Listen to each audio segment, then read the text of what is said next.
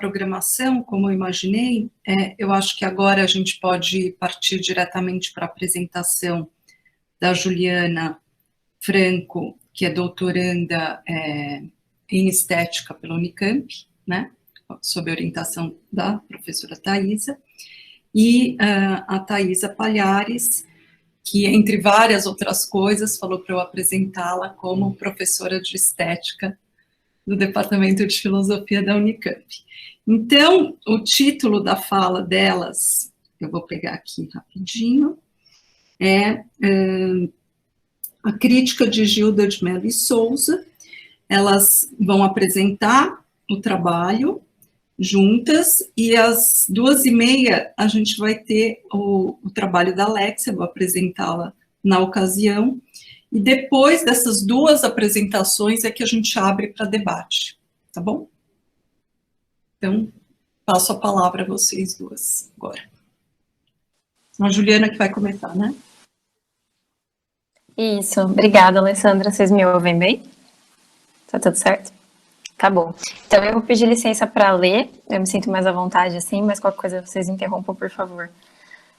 Então, boa tarde a todas e todos. Eu gostaria de agradecer, né, pelo convite para participar desse evento e também para parabenizar o GPF por essa iniciativa, né, de pensar pesquisas sobre autoras de referência na filosofia, mesmo durante esse período tão delicado que é a pandemia, né, que a gente está vivendo. Então, agradeço em especial o convite da Alessandra e gostaria de dizer também que é uma honra participar desse evento sobre esse tema e com profissionais tão importantes, né, mulheres que pensam a filosofia e outros temas relacionados, né, no meio intelectual. Então, só mencionando, eu preparei uma fala relativamente curta, eu acho que vai ser por volta de uns 12 ou 13 minutos, e eu vou passar por 3 momentos. Primeiro, uma breve apresentação sobre Gilda, e depois um relato sobre um trabalho no arquivo pessoal da autora, e, finalmente, algumas considerações para pensar uma mulher na filosofia. Então, fazendo uma breve apresentação de Gilda de Mello e Souza, para quem ainda não a conhece, né? Ela foi a primeira professora de estética do Departamento de Filosofia da Universidade de São Paulo, a partir de 1954. Foi também chefe do mesmo departamento durante o período de recrudescimento da ditadura militar, entre 69 e 72. Como professora, formou gerações de pensadores, professores, intelectuais e críticos que refletem até hoje sobre cultura e arte brasileira. Em sala de aula, adotava uma metodologia de ensino voltada especificamente para a análise do objeto artístico. Além de professora, ela foi também ensaísta e crítica de arte, escrevendo, por exemplo, sobre moda, cinema, teatro, literatura e artes visuais. Com tais atuações, a autora deixou um importante legado para a reflexão sobre arte no Brasil. Bom, gostaria de ressaltar, então, que o pensamento de Gilda é intrinsecamente multifacetado, o que torna uma pesquisa de doutorado, né, como é o meu caso, inevitavelmente interdisciplinar. Então, as suas reflexões extrapolam o âmbito compartimentado da filosofia. Ela tinha interesse pelas artes com foco direto no objeto artístico, o que, entendo, né, reflete um caminho de formação intelectual bastante singular percorrido por Gilda, que permitiu a ela transitar entre diversas áreas do conhecimento. Então, destacando as palavras de Heloísa Pontes em A Paixão pelas Formas, a autora sublinha, a comentadora sublinha o foco analítico singular de Gilda em ensaios críticos que são verdadeiras joias transitando, cito, da história para a sociologia, desta para a antropologia e para a estética, mobilizando fontes diversas e pontos de vista inesperados. Fim de citação. Continua a citação. Gilda avessa a academicismos e adensa o foco analítico sobre os objetos analisados. Fim de citação.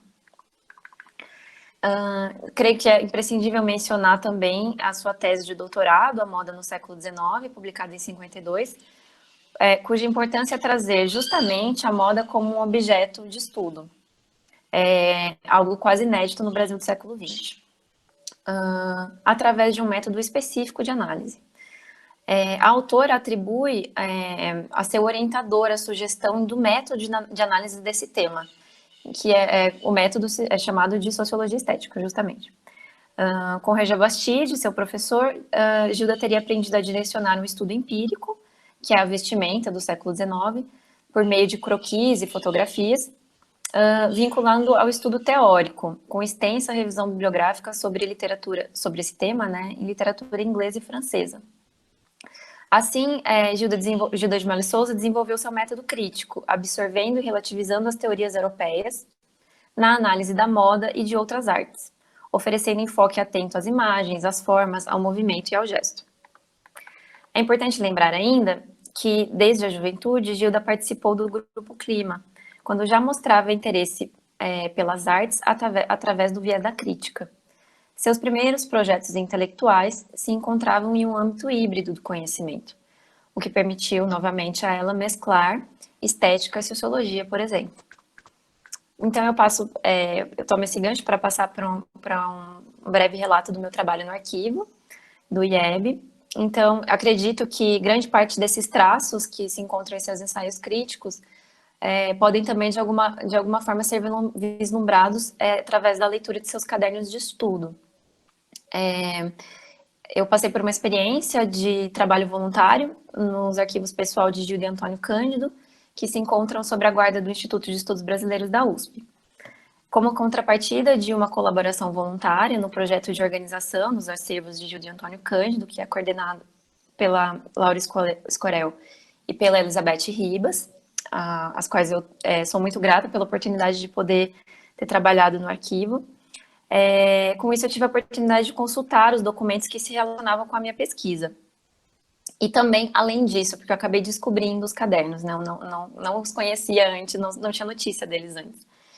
Então, como comemoração, ano passado, em 2019, aos 100 anos de nascimento de Gilda, o arquivo também aproveitou a oportunidade para divulgar esses cadastros dos cadernos para consulta pública.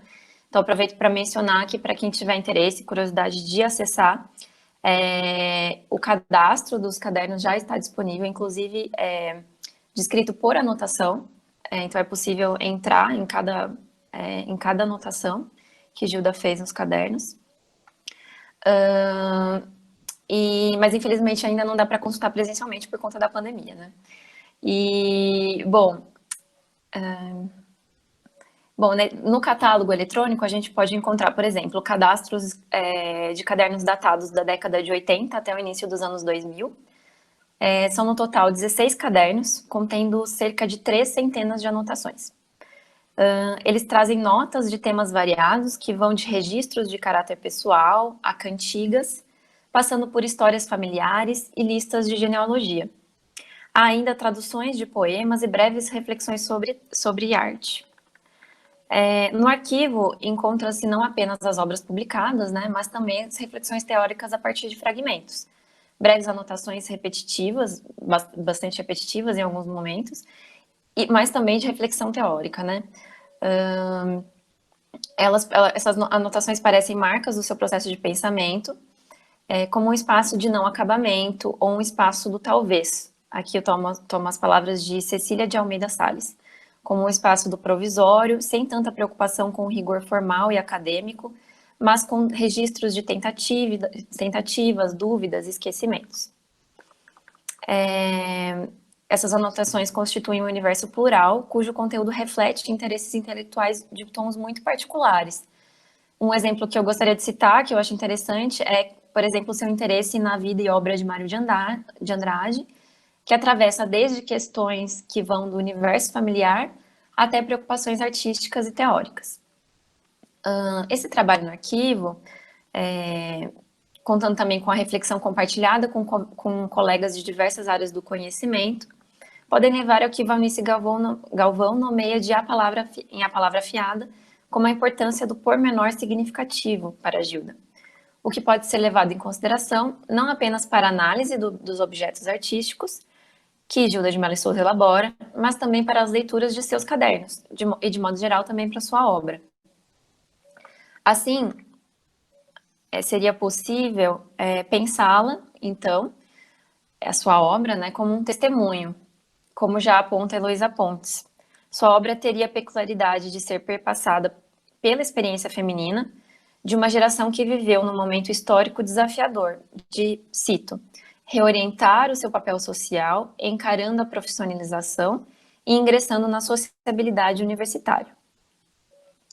E aí eu passo rapidinho para o tema de pensar uma mulher na filosofia, na verdade é uma pergunta, né? Como pensar uma mulher na filosofia. E dessa maneira, acredito que a produção da professora Gilda pode ser levada em consideração como um testemunho histórico, tanto de formação da própria universidade, assim como do momento em que as mulheres começam a se profissionalizar e entrar no mercado de trabalho e também na academia.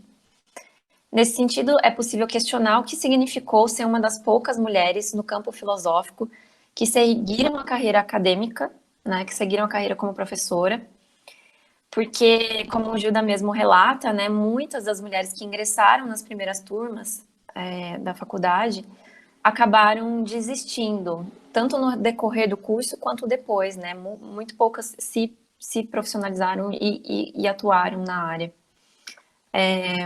Como professora universitária. Então, eu tomo as palavras da própria autora para explicar as características de muitas mulheres na academia, que também, por personalidade individual, revisavam infinitamente suas produções, sem o ímpeto de finalizá-las ou de publicá-las. Então, cito o depoimento publicado no livro Mulheres da USP, em 2004. Falando sobre a experiência dela e de colegas, Gilda de Mello e Souza aponta a causa de carreiras indecisas, em suas palavras, marcadas ora pelo diletantismo, ora pela dedicação intermitente ao trabalho. Entre as que se aventuraram, fim de citação, né? Entre as que se aventuraram na vida profissional, haveria aquelas, cito novamente, de temperamento sensível e por isso extremamente vulneráveis, nas quais o medo teria sido introjetado, promovendo um efeito paralisador. Cito novamente Gilda. Embora tenham conseguido excelentes resultados no exercício do magistério, foram perseguidas vida fora pelo escrúpulo excessivo, a ansiedade, a dúvida, jamais alcançando a confiança necessária para dar forma definitiva aos trabalhos, publicar as pesquisas elaboradas, enfrentar as provas obrigatórias da rotina acadêmica. Essas características, que podem estar ligadas a um temperamento particular, são, em larga medida, exacerbadas pelo condicionamento cultural. Fim de citação. Ainda acompanhando a interpretação de Heloísa Pontes, é importante lembrar das diversas determinações às quais a mulher profissionalizada, que a mulher profissionalizada tinha e tem que enfrentar ainda hoje, né? A dupla ou tripla jornada de trabalho, assim como a posição, nas palavras de Gilda, ambivalente e flutuante dos colegas do meio intelectual, que teriam contribuído para a formação de um ser frágil, nas palavras de Gilda novamente, né?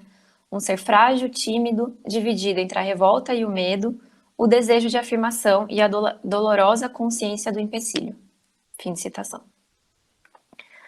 É certo que a autora não se insere diretamente nos debates feministas que lhe foram contemporâneos, mas reflexões como essas nos permitem questionar também esse respeito. Como sabemos, Gilda também não publicou muito em vida. Em seu arquivo constam refacções de textos e ensaios, assim como extenso material não publicado.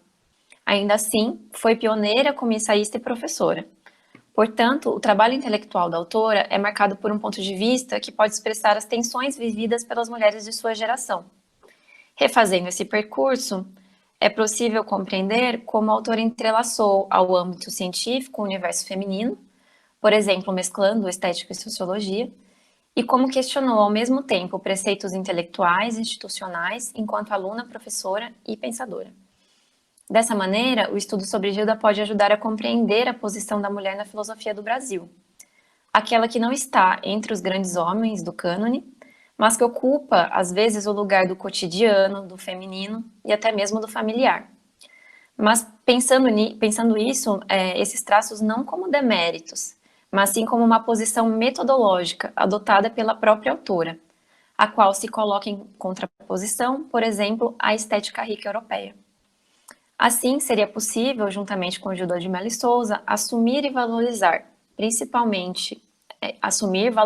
e principalmente problematizar as nossas posições enquanto mulheres na filosofia, de maneira crítica, mas também criadora. E, bom, como eu mencionei um pouquinho sobre a estética rica, vou passar também a palavra para a professora Thaisa, que acho que ela vai entrar mais nessa questão da estética. Obrigada. Obrigada, Juliana. Então, passo imediatamente a palavra para ela. Bom, gente, boa tarde a todo mundo. Queria agradecer o convite também da Alessandra e da Leia para participar desse grupo e participar dessa tarde. Enfim, estou bastante feliz com essa possibilidade, né? Porque também me faz um pouco voltar para os textos da Gilda, né? Eu não sou uma estudiosa da obra da Gilda, mas eu já li algumas coisas do trabalho da Gilda e isso me faz um pouco voltar, então, e pensar algumas questões que eu acho bastante importantes, né? Então, não querendo me alongar muito, eu também vou ler aqui um pouco que eu preparei para a gente poder conversar. Primeiro que eu queria dizer que a minha relação com o pensamento da Gilda, né, que era conhecida nos corredores do Departamento de Filosofia como Dona Gilda, né, que eu acho assim, uma coisa horrível, ela é uma aproximação não oficial, né, vamos dizer assim. Em que sentido? Né? Porque eu nunca estudei, né, nunca me foi passado em nenhuma bibliografia oficial dos cursos de estética da filosofia na USP, algum texto da Gilda para ler, tá certo?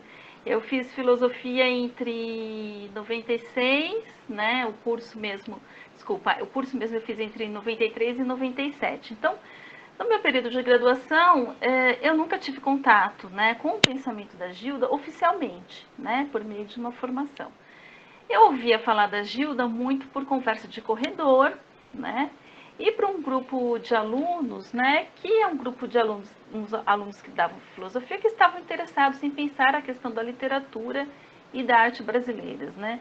E aí o nome da Gilda aparecia, obviamente, junto com os nomes do Antônio Cândido e do Roberto Schwartz, né. Então era sempre relacionado com o Antônio Cândido e do Roberto Schwartz, né.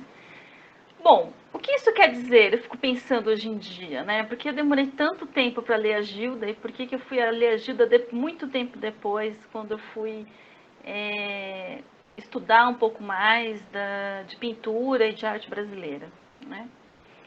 Bom, que muito provavelmente ela tinha toda a razão quando disse em sua aula inaugural terminal do Departamento de Filosofia em 1972, né? Que é essa aula famosa que a Gilda deu, que é também o ano da sua aposentadoria, e esse texto é intitulado A Estética Rica e a Estética Pobre, dos professores franceses, né? E ela vai dizer o seguinte sobre aquele momento que ela escrevia, né? E que ela professava, que ela falava essa aula inaugural, né? Ela vai dizer, vou citar, não apenas porque esta é a última vez que eu falo no departamento como professor regular de seus quadros, mas porque o que vou dizer não representa uma abertura, e sim um fechamento. O arremate de um período arcaico e talvez artesanal da nossa história, porque sem especializações, a história do departamento, né? Período de que fui testemunha, protagonista e hoje eu sou remanescente, né? Então é um pouco assim, quase como a Gilda reconhecesse já que talvez o seu legado, né, dentro do âmbito da estética no departamento de filosofia, encontraria uma certa dificuldade, né, de se estabelecer. Então, nesse texto, né, em que ela trata dos 3 professores franceses mais eminentes do departamento, o Jean Mauguet, né, com quem teria aprendido a olhar um quadro, segundo ela, o Claude Lévi-Strauss e o Roger Bastide, né, esse último, naturalmente, com quem mais se identifica e de quem foi assistente na cadeira de Sociologia por 10 anos, né, de 43 a 53, antes de se tornar a primeira professora de Estética do Departamento de Filosofia em 54, ela define aquilo que considera a tarefa ou vocação da disciplina de Estética na modernidade, a partir de um impasse. A Gilda vai descrever esse impasse, ela vai dizer: Por um lado, que é o impasse que ela mesma, como a fundadora dessa cadeira, né, provavelmente passava, né? Então, por um lado, um pensamento preso à estética da representação, centrada na pintura e que supõe uma hierarquia entre as artes e o ideal de beleza, o que chama, grosso modo, de uma estética hegeliana presa ao passado, né? São as palavras da Gilda. E, por outro lado, aquela estética que reconhece as peculiaridades que os estilos europeus, como o barroco, recebem ao se aclimatar no meio pobre e mestiço do Brasil, nas palavras da Gilda. O que chama de uma estética de antropólogo, né, que ela vai associar ao Roger Bastide, e, ao mesmo tempo, uma estética de vanguarda, pois capaz de questionar os valores eternos impostos pelo classicismo às obras de arte. É nesse sentido que surge a estética pobre, né? Esse é um termo da Gilda, esse é um conceito da Gilda, né? Estética pobre. A saber, ela vai definir, né, nas palavras dela, uma estética que, voltando as costas para os grandes períodos e as grandes manifestações artísticas, fosse desentranhar o fenômeno artístico do cotidiano, dos fatos insignificantes e sem foros de grandeza, que compõem, no entanto, o tecido da nossa vida. Fim de citação. Bom, é escusado dizer o quanto isso soa muito atual para nós hoje em dia, né? Esse tipo de abordagem em relação à estética. E é nesse contexto que Gilda defende a sua tese de doutorado, como a Juliana já falou, percursora em vários sentidos sobre a moda no século XIX, e que não foi bem recebida, obviamente, na época, né? Pois bem, nada dessa estética pobre parecia ter se enraizado no departamento de filosofia nos anos 90, quando eu frequentei o departamento de filosofia, que trilhou o lado da estética rica, né? Do que ela está chamando aqui de uma estética rica. No entanto, eu arrisco que o estilo ensaístico de Gilda encontra resistência desde sempre, né? Quer dizer, eu acho que além dessa questão, há essa questão do estilo ensaístico da Gilda, né? Como ela nota em entrevistas posteriores, pois era considerado um pouco científico para os padrões universitários em formação, né? Esse estilo ensaístico. Esse estilo relaciona-se com aquilo que também seria outro de seus pecados, entre aspas, né? Na visão dessa cultura em formação, essa cultura universitária, né? Como ela afirma numa entrevista que ela dá ao Nelson Aguilar, que foi aluno dela, né? O professor Nelson Aguilar, numa entrevista que ela deu para o Nelson Aguilar em 91 e que eu acho bastante pertinente. Eu vou citar aqui então essa entrevista, onde ela tenta então repensar essa posição dela dentro do departamento de filosofia da USP, né? E ela vai dizer, ela diz que, primeiro ela diz que ela gostaria na verdade de ser escritora, né? Que na verdade o que ela sempre quis foi ser escritora, mas ela vai dizer, mas por obra do acaso, eu acabei me tornando uma professora de filosofia, né? Mas, aí eu cito a Gilda, mas olhando para o passado, para o que eu fui aos 20 anos, vejo que não houve ruptura entre a concepção dos contos, os ensaios e os cursos que ministrei no decorrer da minha vida universitária.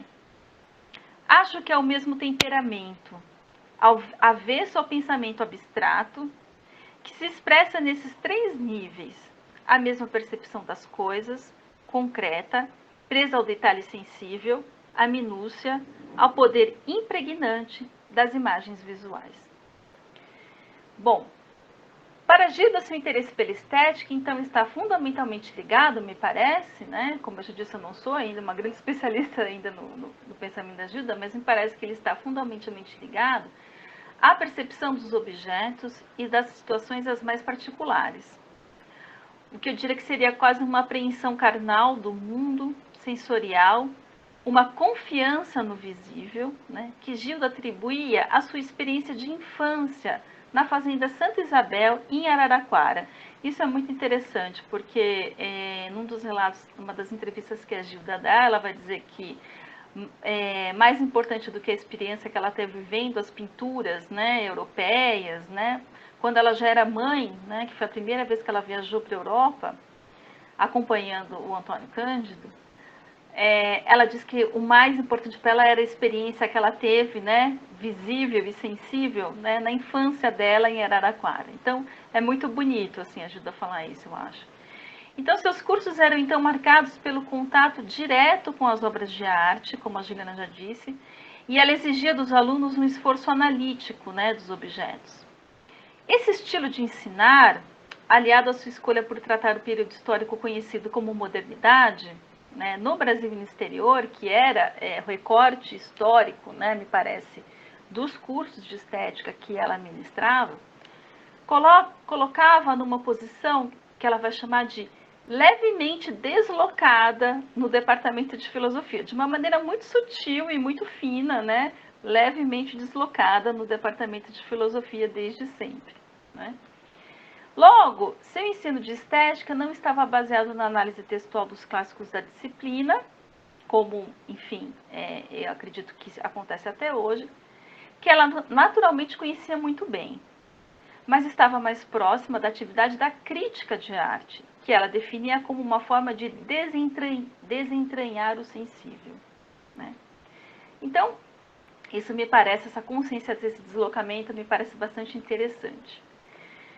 Outro deslocamento que eu acho bastante interessante diz respeito a isso que a Juliana já tratou e que diz respeito, então, a essa condição feminina, né? A consciência, né, que a Gilda tem, né, da sua condição, né, como mulher, no âmbito da academia.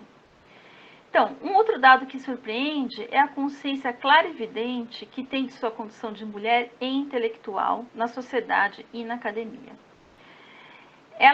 Eu falarei um pouco mais adiante desse sentimento do feminino, né, e como isso está também na crítica, de certa maneira, na crítica de arte dela, né, como é que se expressa na crítica de arte da Gilda, né.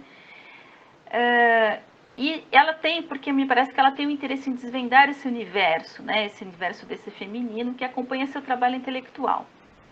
Mas por hora é emocionante ler uma entrevista da autora que ela deu em 84, expressando com clareza sua situação e de outras colegas que decidiram optar pela carreira acadêmica e intelectual, rompendo com o papel tradicional a elas destinado na sociedade patriarcal, falando da dolorosa insegurança, entre aspas, e do medo que rondavam suas vidas diante dos colegas homens, né? Essa, na verdade, eu vou citar aqui um trechinho que eu acho que é muito parecido com o que a Juliana citou, mas é porque eu acho realmente bastante impressionante. Nessa entrevista que a Gilda vai dizer, né, que quando ela estudava, né, ela não era assim, essa opção dela do estudo, né, acadêmico, não era uma coisa muito bem aceita, óbvio, na família dela, né, e também no ambiente social no qual ela tinha vindo, né, no interior de São Paulo. E ela conta que quando ela voltava para as férias, os amigos dela, né, do interior, ficavam cantando para ela a seguinte quadrinha, e ela vai dizer: menina que sabe muito é mulher atrapalhada. Para ser mãe de família, saiba pouco ou saiba nada. Bom, ela disse assim, como é que ela recebia isso? Isso quando ela era estudante ainda, né? Nem sempre conservei o bom humor ouvindo a brincadeira inocente, mas cansativa, né? E vendo ampliar-se entre nós o já doloroso desentendimento entre os sexos, próprio da mocidade, tentei ir-me habituando à curiosa relação sadomasoquista de que são vítimas as mulheres que decidem se cultivar, né? Aí ela passa um pouco para frente, né, contando aí então da formação dela, e ela vai dizer então que a faculdade, né, ela ter feito faculdade foi um divisor de águas na vida dela, porque obviamente ela entrou em contato com outro tipo de pensamento. Ela falou assim, nós lemos Freud e Marx na sala de aula, então isso me colocava numa situação totalmente diferente, né, daquela situação, daquela cultura familiar e da onde eu vim, né. Mas ela vai dizer, mas mesmo assim, né, apesar de tudo isso, apesar de andar com pessoas tão esclarecidas, de frequentar um departamento tão esclarecido, né, ela vai dizer, embora parecesse à vontade, aí ela já se referindo ao meio acadêmico, né, embora parecesse à vontade no novo ambiente, mesmo ali eu me sentia insegura. Era a primeira vez que via o grupo feminino e masculino se defrontando no espaço neutro das tarefas escolares, onde a disputa intelectual se faria com grande fair play, sujeitando todos às mesmas regras. Mas, bem no fundo, estaríamos realmente sendo tratadas como iguais? Na verdade, o antigo preconceito masculino de que eu havia fugido se infiltrava renitente, se bem que mais brando, entre os próprios colegas de curso. Um ou outro talvez acreditasse sinceramente nas vocações intelectuais femininas, mas a maioria achava que qualquer prognóstico sobre nós era prematuro, pois ainda não tínhamos feito a escolha essencial, igual para todas, aquela que a seu tempo iria revogar as demais, a escolha do marido. Não raro víamos aflorar formas mais agressivas de resistência, a suspeita, por exemplo, de que a nossa inquietação fosse estacional, derivasse apenas de uma privação afetiva. Passaria com o tempo sem deixar sequelas, como o sarampo e a coqueluche. Muito talvez nem se lembrem desse juízo simplista, para não dizer simplório, de nossas perplexidades. Mas era assim que nos avaliavam em 1938 e 1939. Não é de espantar que essa atitude restritiva, conservadora, cheia de reservas em nossos pais, ambivalente na maioria dos colegas, tenha contribuído para a elaboração do ser frágil que fomos quase todas por essa época. Ser frágil, tímido, inseguro, dividido entre a revolta e o medo, o desejo de afirmação e a dolorosa consciência do empecilho. Né? Eu acho que essa é também a parte que a Juliana citou, né? Era como se nos sentíssemos disputadas por dois discursos contraditórios, mas coexistentes. Um lúcido, voluntarioso, libertário, empenhado em romper com a sujeição milenar. Outro secreto, subterrâneo, culpabilizador, que nos paralisava e ouvia ao surrado estereótipo feminino. Na medida em que opunhamos a nossa própria vontade à vontade dos outros, vivíamos uma insurreição. E este ato grave de rebeldia gerava em nós, como consequência, o sentimento de culpa e a necessidade de castigo. Né? Bom, eu vou parar aqui de ler, assim, eu acho que a gente pode conversar sobre, mas eu queria deixar, assim, né, o quanto que a Gilda, então, vive exatamente acho que de uma maneira muito lúcida, essa situação de deslocamento por conta, né, da sua condição, né, de mulher, nessa sociedade, então, extremamente patriarcal, né, e eu quero agora, então, entrar num breve texto que a Gilda escreve sobre artes visuais, né, sobre o modernismo brasileiro, e que se chama Vanguarda e Nacionalismo na década de 20, né. É um texto que a Gilda escreveu em 1975, por ocasião de uma grande exposição que teve no Museu Lazar Segal, em São Paulo, onde, então, era uma exposição que se propunha, né, a fazer, então, esse diagnóstico, essa análise do primeiro modernismo brasileiro, né, do primeiro modernismo no Brasil, né. E o que me chama muito a atenção, o que me chamou e assim me fez um pouco até voltar e me encantar pelo trabalho da Gilda, né, foi quando então eu lendo esse texto para preparar um estudo sobre o modernismo brasileiro. Eu me deparei, né, com uma leitura extremamente, que eu acho que ainda é extremamente original, né, da Gilda, sobre Anita Malfatti, né? Assim, eu acho que provavelmente o que a Gilda fala aqui, ela fala isso de uma forma muito breve, mas assim, talvez nunca mais tenha sido dito por nenhum crítico, né? E isso tem uma razão de ser, né? Então, a Gilda, ela vai começar a analisar a obra dessa pintora brasileira, Anita Malfatti, né? E ela vai dizer, né, o seguinte, né? Então, olha o ponto de vista dela, né? Ela vai dizer: a Anita Malfatti passou por 3 provas igualmente difíceis quando ela volta para o Brasil, né? Depois de passar um período muito grande fora, na Europa e depois nos Estados Unidos. Primeiro, a hostilidade do meio, que no caso aqui é o Monteiro Lobato, né? O nacionalismo e a companhia de Tarsila do Amaral. E quando eu li isso, eu achei muito... Falei, nossa, mas o que ela está querendo dizer, né? Com a companhia da Tarsila do Amaral, porque geralmente o que a gente entende, né, dessa relação entre os modernistas e que Tarsila e Anitta eram super amigas, enfim, e era todo um grupo, todo coeso, todo mundo era feliz e tinha uma grande harmonia entre eles, né? Aí ela vai dizer, ela vai então explicar qual é a primeira hostilidade, essa questão da hostilidade do meio, depois a questão do nacionalismo, eu não vou entrar tanto nisso, porque não vai dar tempo. Mas a Anitta fala assim, a terceira prova, então, que é a presença da Tarsila. E aí a Gilda vai dizer, a terceira prova foi a dificuldade mais sofrida, porque Anitta não pôde a confessar nem a si mesma.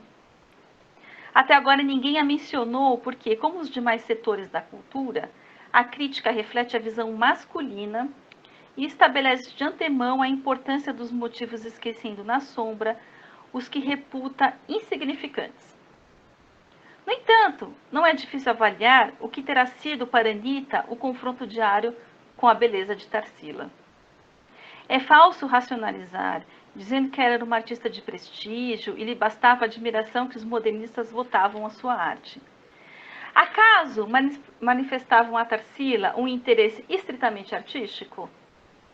Não, a consideravam também, além de excelente pintora, a maravilha caída do céu, né, entre aspas, isso é tudo citação de cartas, tá, e de depoimentos de época sobre a Tarsila.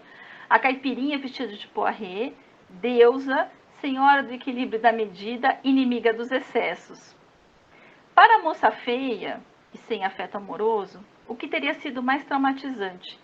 O artigo genérico de um estranho como Monteiro Lobato, ou o comportamento dos companheiros, cuja agressão, em geral inconsciente, podia às vezes ser direta, devassando em público o que a sua alma reservada procurava manter em segredo. Eu acho isso assim, fim de estação. Eu acho isso assim de uma coisa incrível, de uma sinceridade e de uma agudez, né, em relação à figura da Anitta Malfatti, e eu nunca vi ninguém desenvolver esse tipo de argumentação, né? Eu acho isso bastante radical e bastante corajoso da parte da Gilda de Mello Souza, né? Então, o fato dela nomear, né, como a Juliana falou, né, se a Gilda não foi exatamente uma intelectual, né, que se engajou no feminismo, né, pelo menos não parece, a gente não teve ainda essa certeza ou não, né, porque como a Juliana disse, é muito difícil também fazer essa imagem do que foi, o que a Gilda lia, né, e exatamente quais são os autores com quem ela estava dialogando, porque ela publicou pouco, né, ela não publicou tanto. Eu acho realmente incrível essa consciência, né, e essa consciência de que existe uma crítica masculina que elege os seus temas, né, e deixa outros de lado como sendo menos importantes, né, eu acho uma coisa assim fundamental. Eu acho que isso abre uma brecha muito interessante para a gente olhar e reler, né, os trabalhos da Gilda, né, com esse recorte, né, pensando nesse olhar, né. E aí, assim, só para terminar, quer dizer, eu acho uma coisa também muito interessante desse texto que também eu acho que se diferencia das análises que são feitas sobre o modernismo brasileiro, porque ele é um texto muito direto, muito elegante, né? A Gilda tem esse caráter, é sempre um texto muito elegante, me parece sempre muito bem elaborado e revisado, como a Juliana diz, né? Mas ela não tem um tom autoritário da crítica militante e da crítica formalista. Isso é uma coisa muito interessante no texto da Gilda, né? Ela não tem esse tom assertivo de uma crítica militante ou formalista, né? O que é muito comum na crítica de arte. Talvez por isso também a Gilda não seja lida dentro da crítica de arte no Brasil, né? Fica um pouco essa questão, onde que a Gilda é lida? Né? Em que âmbito a Gilda é lida? Porque também não é na crítica de arte que a Gilda é lida no Brasil. E não deixa de ser lúcido no momento em que o mercado, né, esse é um momento nos anos 1975, quando o mercado de arte no Brasil está super bombado e esses artistas modernistas brasileiros eles estão começando a atingir valores muito altos de mercado.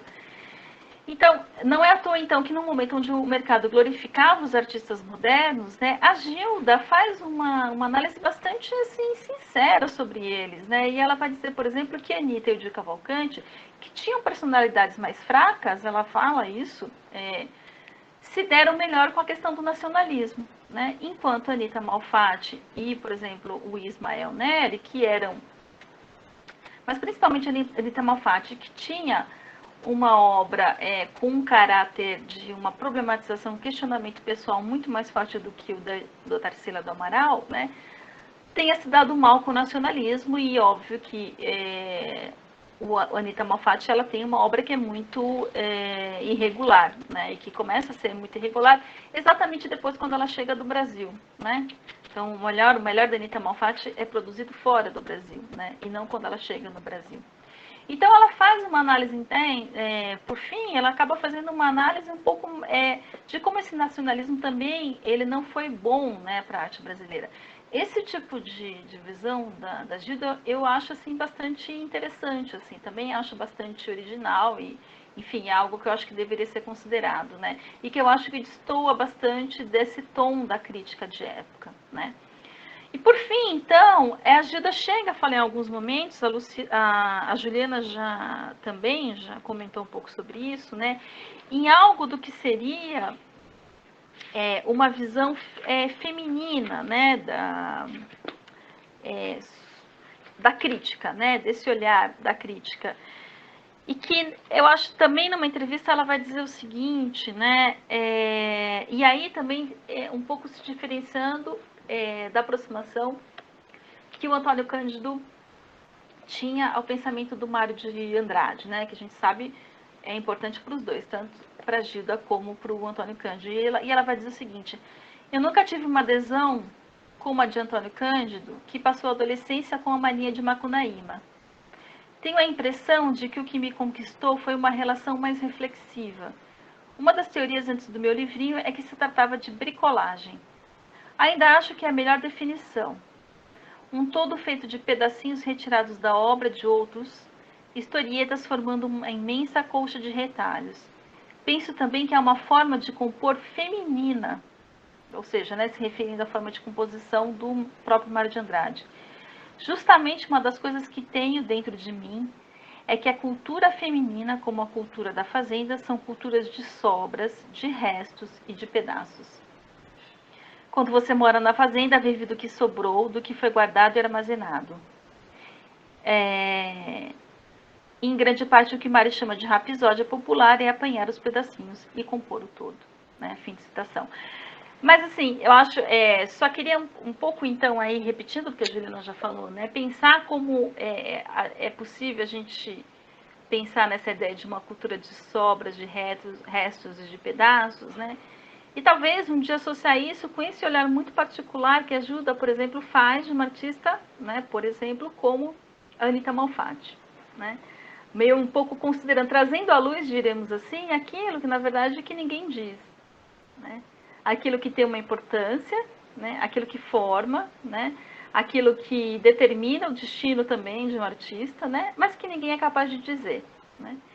Então, é um pouco isso que eu queria falar e eu não vou me estender mais, mas é isso. Espero que um dia eu consiga, enfim, elaborar isso de uma forma melhor.